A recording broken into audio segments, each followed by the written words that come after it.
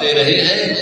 خطبے کے دوران علی نے دیکھا کہ کوفہ کی کچھ چند عورتیں ہیں جو مسجد کے اندر آنا چاہتی ہیں، لیکن دربان جو دروازے پہ کھڑے ہوئے ہیں وہ انہیں روک رہی ہیں کہ اندر جانے کی اجازت نہیں۔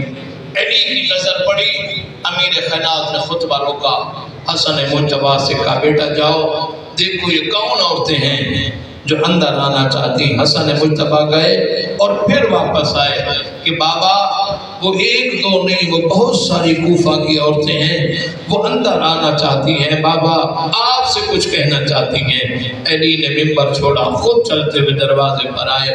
جملہ سنیے گا، امیر کائنات فرماتے ہیں کوفہ کی عورتوں اگر مجھ سے کوئی کام تھا تو مجھے بلا لیا ہوتا، یوں چل کے مردوں کے مجمع میں نہ آتی، اس لیے کہ علی کی غیرت برداشت نہیں کرتی کوئی پردہ دار بی بی مردوں کے مجمع میں جائے۔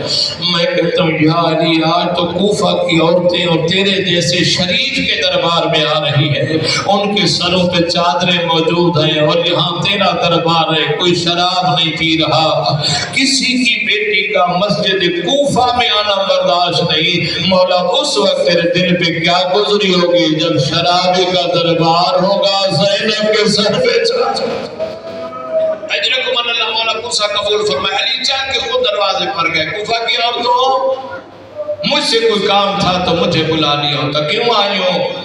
خواتین کہتی ہیں مولا ہم دربار میں مسجد میں بیٹھ کے آپ کا خطبہ سننا چاہتی ہیں، ہمیں اجازت دیں کہ ہم مسجد میں بیٹھ